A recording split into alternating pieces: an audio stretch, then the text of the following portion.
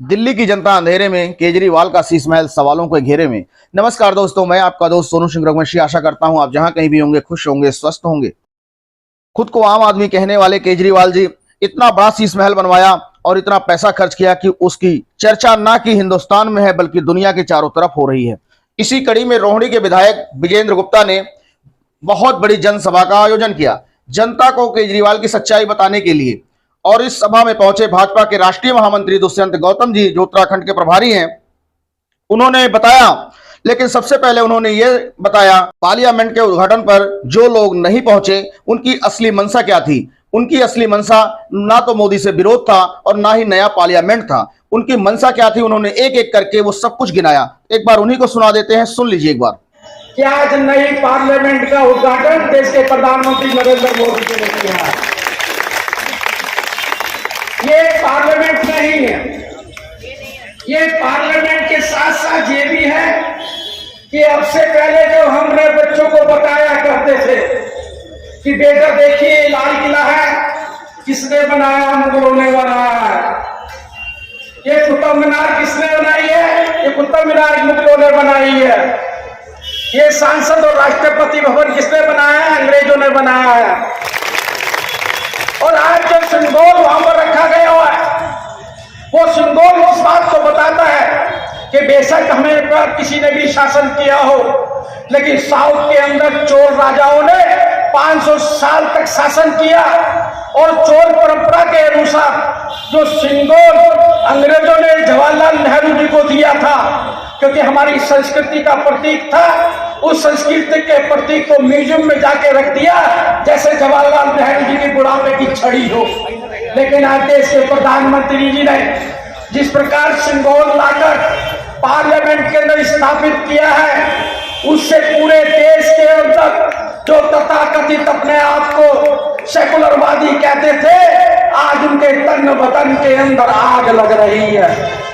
आग इसलिए नहीं लग रही कि नई पार्लियामेंट बनी है, आग इसलिए नहीं लग रही कि वो राष्ट्र प्रधानमंत्री से जलेसी खाते हैं, आग इसलिए रही है एक सनातन धर्म का प्रत्येक पार्लियामेंट में स्थापित हो चुका है। उनको आग इस बात की लग रही है कि उस पर भगवान शिव के नंदी विराजमान है। उनको आग इस प्रकार की लग रही है कि उसमें हमारे देवी देवता स्थापित है।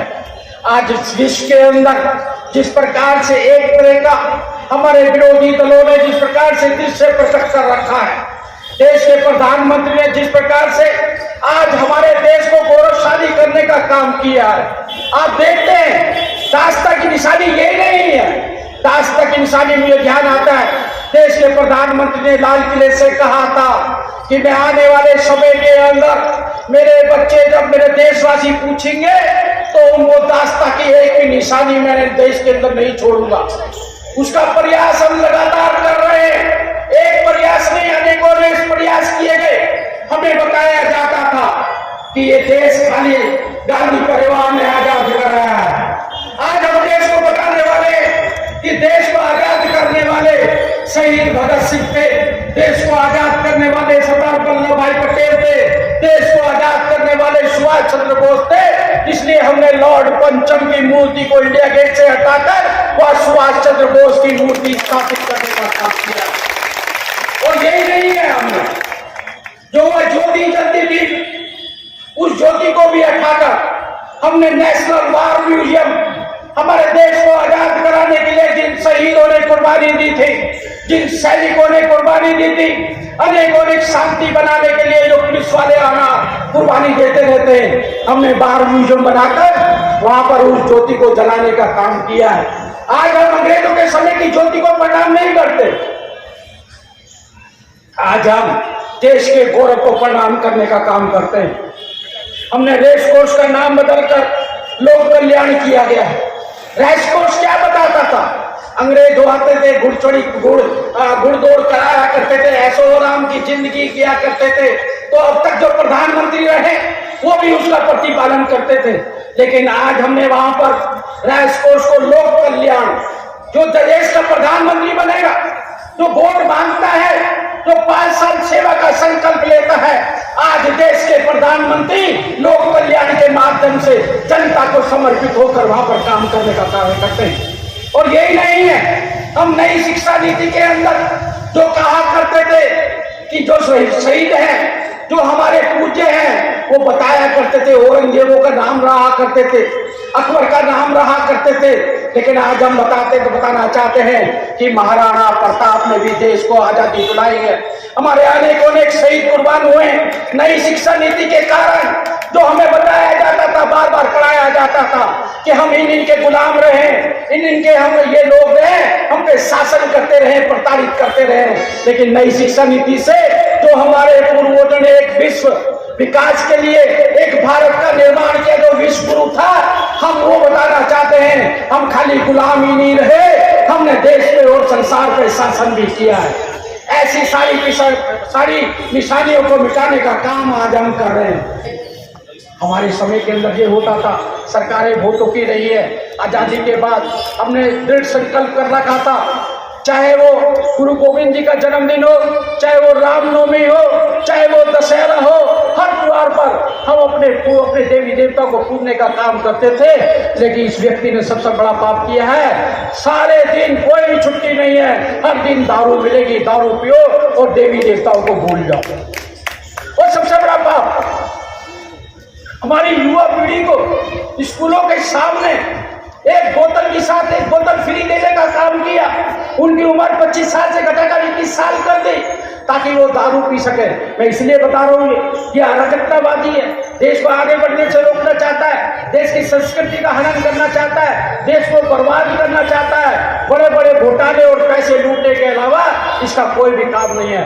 बंधुओं, ये आज हमने जो बैठक बुलाई है, इस बैठक के माध्यम से हम आपको कहना चाहते हैं और निवेदन करना चाहते हैं। और जगह तो मैं ये बोलता हूँ कि भाई समझिए, लेकिन आपसे ये बोलने के लिए आया हूँ, आप जिस प्रकार से यहाँ पर रोहनी की विधानसभा को आप पूरे बहुमत से जिताकर भेजते हैं, आप पूरे दिल्ली के अंदर इसी प्रकार का वातावरण करिएगा, नहीं तो ये आदमी दिल्ली को बर्बाद कर देगा।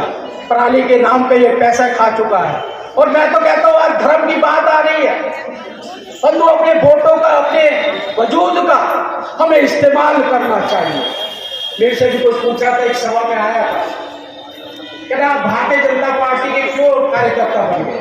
मैं भारतीय जनता पार्टी की इसलिए सेवा करता हूँ, मैं भारतीय जनता पार्टी को इसलिए वोट देता हूँ कि आने वाले समय के अंदर मेरे बच्चों को मेरे घर से पढ़ाई नहीं करना पड़े।